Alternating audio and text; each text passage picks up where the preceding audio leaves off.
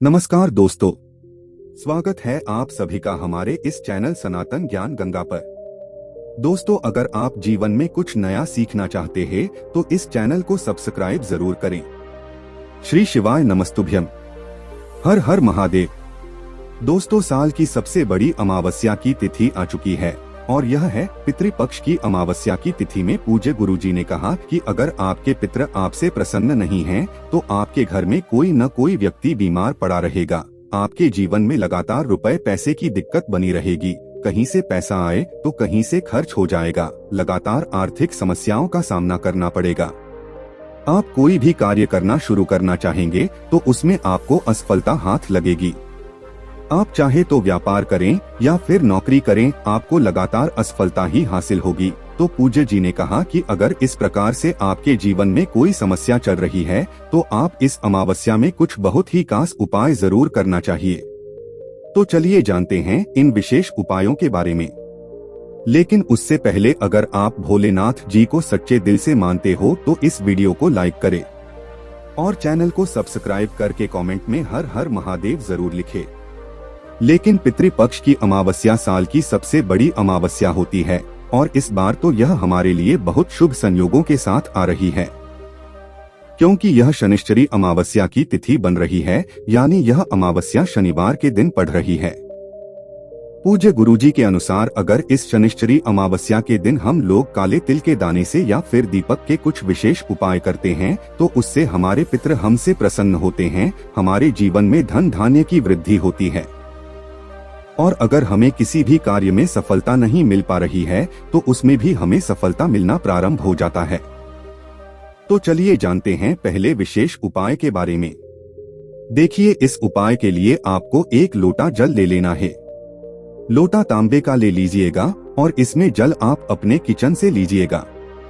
आपके किचन में आरोप मटका या बाल्टी कुछ भी रखा हुआ है तो वहीं से आपको जल ले लेना है। चूंकि आप सभी जानते हैं कि हमारे किचन में जो जल रखा होता है वह पितरों का ही स्थान होता है, इसलिए आपको किचन से जल ले लेना है। फिर इसी के साथ आपको एक काली मिर्च ले लेनी है। वे काली मिर्च का दाना लेने के साथ आपको लेना है थोड़ा सा कच्चा दूध। आप कच्चा दूध किसी भी छोटी कटोरी में ले लीजिए या छोटे से ग्लास में ले लीजिए या फिर किसी लोटे में ले लीजिए।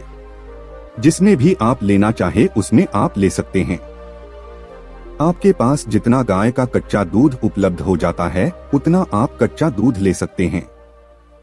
अगर आप पूज्य गुरुजी की शिव महापुराण की कथा सुनते हैं तो उन्होंने भी अपनी कल की शिव महापुराण की कथा में बताया था कि हम लोग शिवलिंग में जब भी दूध समर्पित करें या दही समर्पित करें या फिर कोई भी सामग्री समर्पित करें तो वो केमिकल वाली नहीं होनी चाहिए, वह शुद्ध होनी चाहिए।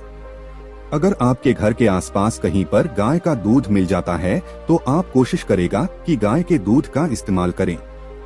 अब ये सारी सामग्री लेकर आपको पहुंच जाना है शिवालय।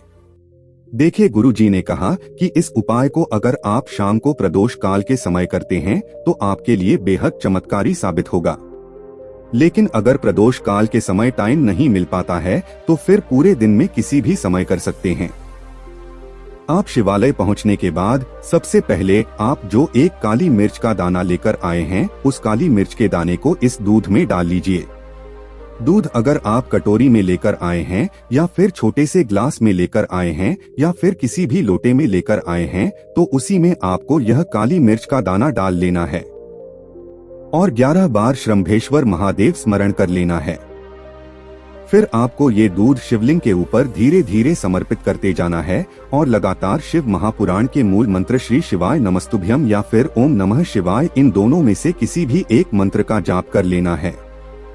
इसके बाद आप जो एक लोटा जल लेकर गए हैं उस जल को भी धीरे धीरे शिवलिंग पर समर्पित करते जाइए और इन दोनों में से किसी भी एक मंत्र का जाप कर लीजिए और साथ ही साथ शंभेश्वर महादेव का स्मरण कर लीजिए। फिर वहीं शिवलिंग के सामने बैठकर आप श्रम्भेश्वर महादेव से प्रार्थना कर लीजिए कि आपके जीवन में पितरों की वजह से धन प्राप्ति नहीं हो पा रही है, पितरों की मुक्ति नहीं हो पा रही है, पितृदोष की वजह से आप अपना व्यापार अच्छे से नहीं चला पा रहे हैं, आपकी नौकरी में बाधा आ रही है, या फिर आपको नौकरी प्राप्त नहीं हो पा रही है, या फिर आपके जीवन में जो भी असफलताएं चल रही हैं, तो उन सभी को सफलता में बदलने के लिए आप श्रम्भेश्वर महादेव से प्रार्थना कर लीजिए और फिर उसके बाद वापस अपने घर आ जाइए। पूज्य गुरुजी ने कहा कि अगर आप इस अमावस्या की तिथि में ये उपाय शाम के समय करते हैं तो महादेव की कृपा से यानी श्रम्भेश्वर महादेव की कृपा से आपके पितृ दोष की वजह से अगर आपको कोई भी दिक्कत है तो गुरुजी ने कहा कि उसमें आपको बहुत ही जल्द आराम मिलेगी और आप कभी व्यापार नौकरी ये सब अच्छे से चलेगा। जिन कार्यों में आपको सफलता नहीं मिलने या उनमें आपको सफलता मिलेगी। अब इसके बाद बात करते हैं पूज्य गुरुजी द्वारा बताए गए दूसरे सबसे खास उपाय के बारे में। पूज्य गुरुजी के ये जो दोनों उपाय हैं, इनमें से आप कोई भी उपाय कर लीजिएगा। आप चाहे तो पहला उपाय कर लें और आप चाहे तो दूसरा कर लें, क्योंकि दोनों ही उपाय आपके जीवन से इन सारी समस्याओं को समाप्त करके आपको सुख समृद्धि वैभव मान सम्मान रोग मुक्ति बीमारी से छुटकारा इन सभी के लिए बहुत ही खास उपाय है। इसलिए आप दोनों उपायों में से कोई भी उपाय कर सकते हैं, लेकिन दूसरे उपाय के लिए आपको जरूरत पड़ेगी 2 दीपक की। दीपक आप चाहे तो मिट्टी का भी ले सकते हैं और आप चाहे तो अपने घर पर शुद्ध आटा मानकर उसका भी दीपक तैयार कर सकते हैं। एक दीपक में आपको लंबी रुई की बत्ती का प्रयोग करना है और एक दीपक में आपको गोल रुई की बत्ती का प्रयोग करना है। दोनों दीपक में आपको सरसों के तेल का ही इस्तेमाल करना है। देखिए, अमावस्या की तिथि में अगर हम लोग कोई भी दीपक प्रज्वलित करते हैं तो अगर हम सरसों के तेल का इस्तेमाल करते हैं तो इससे हमारे पितृ हमसे अत्यधिक प्रसन्न होते हैं। इसलिए आपको दोनों दीपक में सरसों के तेल का इस्तेमाल करना है। अब देखिए, इन दोनों दीपक में से एक दीपक आपको अपने किचन में प्रज्वलित करना है। आपके किचन में जो मटका रखा है वहां पर आपको प्रज्वलित करना है। अगर मटका नहीं रखा है तो जो बाल्टी रखी है वहां पर प्रज्वलित कर दीजिए। अगर बाल्टी भी नहीं रखा है तो फिर आपके दक्षिण और पश्चिम दिशा के बीच का जो को है, यानी जिसे नैऋत्य कोण कहते हैं, उसमें आप इस दीपक प्रज्वलित कर देंगे। बस आपको ध्यान रखना है कि दीपक को प्रज्वलित करते समय आपका मुख दक्षिण दिशा की तरफ होगा और जब यह दीपक प्रज्वलित करेंगे तो इस दीपक का भी मुख दक्षिण दिशा की तरफ होगा, क्योंकि आपको अपने किचन में लंबी रुई की बत्ती का दीपक प्रज्वलित करना है। इसलिए इस दीपक का मुख दक्षिण दिशा की तरफ होगा। देखिए, आप एक काम और करिएगा, आप 11 काले तिल के दाने भी ले लीजिएगा। अब देखिए, आपको बहुत ही ध्यान से समझना है। इस दीपक का मुख दक्षिण दिशा की तरफ करते हुए यह दीपक आपने प्रज्वलित कर देना है और फिर वहीं पर बैठकर आपको कम से कम 11 बार ओम पितृ देवताय नमः इस मंत्र का स्मरण कर लेना है। अगर आप 51 बार कर सकते हैं तो 51 बार कर लीजिए और अगर आप 108 बार कर सकते तो 108 बार कर लीजिए। जितनी बार आप कर सकते हैं उतनी बार आप मंत्र का स्मरण कर लीजिए और फिर ये जो काले तिल के दाने हैं इनको आप इसी दीपक में डाल दीजिए। अब आपने पहला दीपक अपने किचन में प्रज्वलित कर लिया। इसके बाद आपको दूसरा दीपक प्रज्वलित करना है किसी भी पीपल के वृक्ष के नीचे। देखें, आप यह उपाय भी शाम के समय में ही करेंगे। पीपल के नीचे जो आप दीपक प्रज्वलित करेंगे वो गोल रुई की बत्ती का दीपक होगा। इसके लिए भी आपको 11 काले तिल के दाने ले लेने हैं। 11 काले तिल के दाने लेकर पीपल के नीचे पहुंचकर आपको यह दीपक वहीं पीपल की जड़ के आसपास कहीं पर प्रज्वलित कर देना है।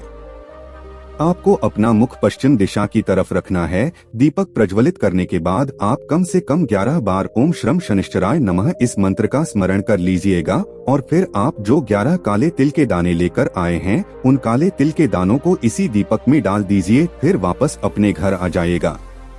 पूज्य गुरुजी ने कहा कि अगर इस पितृपक्ष में पढ़ने वाली साल की सबसे बड़ी अमावस्या में हम लोग ये उपाय कर लेते हैं तो हमारे मित्र हमसे प्रसन्न होते हैं और उनकी कृपा से हमें अपने जीवन में कभी भी कोई परेशानी दुख कष्ट विघ्न इनमें से किसी का भी सामना नहीं करना पड़ता।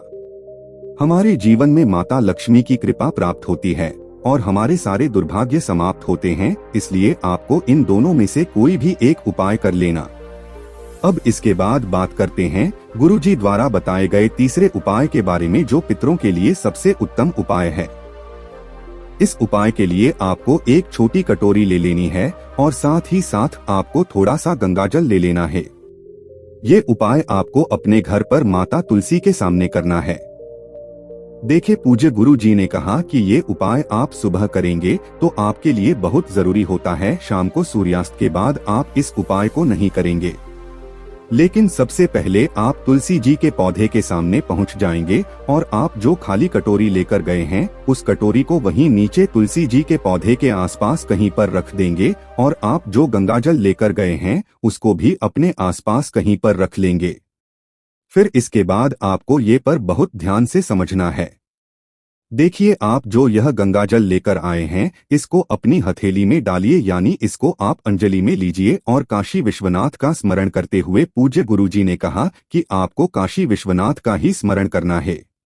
काशी विश्वनाथ का स्मरण करते हुए एक बार इस अंजलि से गंगाजल आप इस खाली कटोरी में समर्पित कर दीजिए और फिर ओम पितृ देवताय नमः इस मंत्र का स्मरण कर लीजिए। फिर इसके बाद दोबारा थोड़ा सा गंगाजल अपनी हथेली में यानी अपनी अंजलि ले लीजिए और काशी विश्वनाथ का स्मरण करेंगे। फिर ओम 11 काले तिल के दाने नमः इस मंत्र का स्मरण करते हुए दूसरी बार भी खाली कटोरी में ये गंगाजल समर्पित कर दीजिए। ऐसा आपको 5 बार करना है। 5 बार में आपको थोड़ा थोड़ा गंगाजल लेना है और काशी विश्वनाथ का स्मरण करते हुए फिर ओम पितृदेवताय नमः इस मंत्र का स्मरण करते हुए 5 बार में गंगाजल इस थाली कटोरी में समर्पित कर देना है।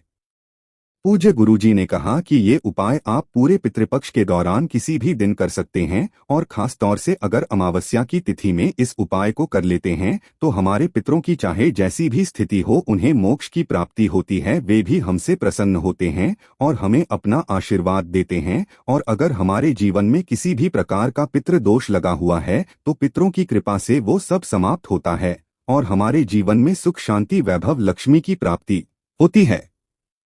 तो दोस्तों, ये थे पूज्य जी द्वारा बताए गए 3 बहुत ही खास उपाय। दोस्तों, आज के लिए बस इतना ही। मिलते हैं एक और ज्ञानवर्धक वीडियो के साथ। धन्यवाद।